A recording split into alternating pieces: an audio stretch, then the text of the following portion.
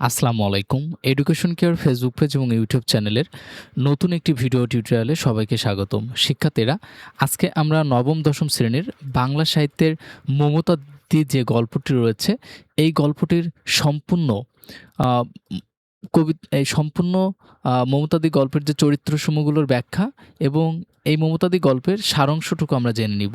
সেই সাথে বিভিন্ন বোর্ডে আসা এমসিকিউ গুলো থাকবে আজকের এই ক্লাসটিতে।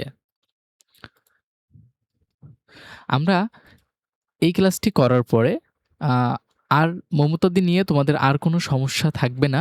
এই ক্লাসটিতেই মমতাদি গল্পটির পুরাটা শেষ হয়ে যাবে। তো দেরি না করে চলো শুরু করা যাক আজকের ক্লাসটি। আমরা শুরুতেই মমতাদি গল্পের যে চরিত্রসমূহ রয়েছে, সেই চরিত্রগুলোর একটু ব্যাখ্যা বিশ্লেষণ জেনে নিব। ১ম চরিত্রটি রয়েছে মমতা।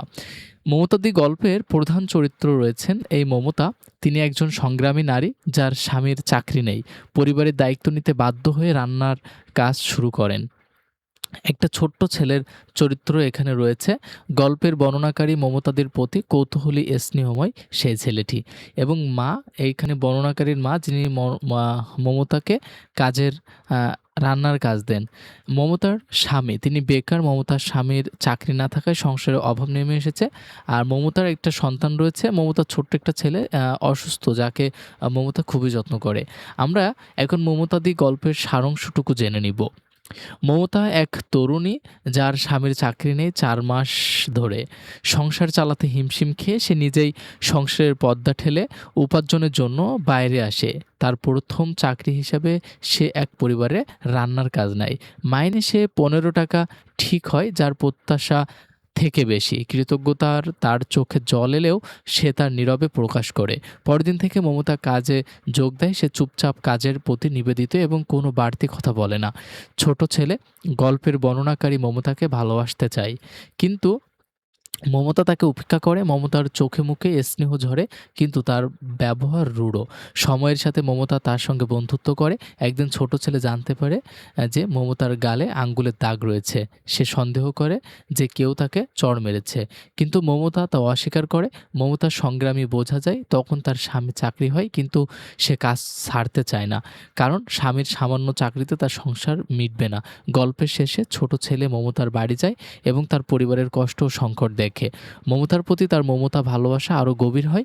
মমতা, যিনি নিজের পরিবারের জন্য লড়াই করেছে, সংগ্রাম ও ভালোবাসার কাহিনী ছেলেটির মনে গভীর প্রভাব ফেলে। শিক্ষার্থীরা, খুবই মজার একটি গল্প এই মমতাদি। আমরা এই মমতাদি গল্পটির এমসিকিউগুলোর সলিউশন এখন দেখে নিব। কত টাকা বেতন নির্ধারণ করা হয়েছিল মমতাদির? এটি ঢাকা বোর্ডে প্রশ্নটি এসেছিল। এটি হবে ১৫ টাকা। কেন লেখক দুশ্চিন্তাগ্রস্ত হয়েছিলেন মমতাদি গল্পের? আহ, কারণ হচ্ছে মমতাদির বরের চাকরির জন্য। মমতাদি গল্পে কার গালে মাস্টারের চড় খেয়ে আঙ্গুলে দাগ হয়েছিল? অবনীর। মমতাদি গল্পে বয়স ছিল কত মমতাদির? মমতাদি গল্পে মমতাদির বয়স কত ছিল? অ্যান্সারটি হচ্ছে ২৩ বছর। মমতাদির প্রতি ছেলেটির বাড়ির সকলেই খুশি হলেন কেন? তার শৃঙ্খলা দেখে। মমতাদি গল্পের আচরণ কোন দিকটি প্রকাশ পেয়েছে? গৃহকর্ম নিয়োজিত মানুষের প্রতি তার মানবিক বিষয়টি। স্কুল পড়ুয়া ছেলেটি তার কাছে বসে কি কাজ করেছিল মমতাদি গল্পে? তিনি হচ্ছে ফুলকপি কুটছেন। কত টাকা মাইনের মমতাদি আশা করেছিল? ১২ টাকা। উনি তো রাগ করে। মমতাদি গল্পে উনি বলতে কাকে বোঝানো হয়েছে? মমতাদির স্বামীকে। মমতাদি গল্পে কয়টি লেবু কিনেছিল মমতাদি? তিনি ২টি লেবু কিনেছিল। মমতাদি কী কারণে ছেলেকে নিয়ে ব্যস্ত হয়ে পড়েছিলেন ঘরে ঢোকায়? ছেলেটি অসুস্থ ছিল বলে। কেন বিশৃঙ্খলা অন্ত নেই মমতাদির ঘরে? কারণ শ্রীহীনতা। কে এসেছিল বাড়িতে কুটুমের সাথে মমতাদি গল্পে? কি এসেছিল বাড়িতে কুটুমের সাথে? তিনি সন্দেশ ও রসগোল্লা নিয়ে এসেছিল। ঘরে আরেকটি জিনিস ছিল। এই বাক্যে জিনিস বলতে মমতাদি গল্পে কি বোঝানো হয়েছে? বছর ৫-এর ছেলে। আমায় বামনদি বলো না খোকা, শুধু নিধি বলো। কোন বৈশিষ্ট্য ফুটে উঠেছে এই কথাটি দ্বারা মমতাদি চরিত্রের? তিনি হচ্ছে আত্মমর্যাদাবোধ। কেমন দেখতে ছিল মমতাদির কপালের ক্ষতচিহ্নটি? অ্যান্সারটি সিঁদুরের মতো। মমতাদি স্কুল পড়ুয়া ছেলেটির কোন রকমের আচরণের কৃতিত্ব হয়েছিল? লেবু চেটে খাওয়া।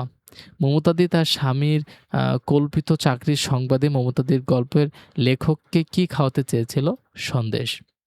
প্রশ্নটি কুমিল্লা বোর্ডে এসেছিল। কেন চড় খাওয়ার কথাটি মমতাদি গোপন রেখেছিল? কারণ আত্মসম্মানের জন্য। মমতাদি গল্পটি কে রচনা করেছেন? মানিক বন্দ্যোপাধ্যায়। মমতাদি গল্পের মমতাদির ছেলের বয়স কত ছিল? ৫ বছর। শিক্ষার্থীরা, ক্লাসটি তোমাদের কাছে কেমন লেগেছে এবং বিন্দু পরিমাণ হেল্পফুল হয়েছে কিনা এটি কমেন্টে জানিয়ে দাও এবং তোমাদের এসএসসি সাজেশন পেতে এবং পরবর্তী আরও ক্লাস ভিডিও পেতে চ্যানেলটি অবশ্যই সাবস্ক্রাইব করো। দেখা হচ্ছে পরবর্তী কোনো ক্লাসে। সে পর্যন্ত সকলেই ভালো থাকো, সুস্থ থাকো। আল্লাহ হাফেজ।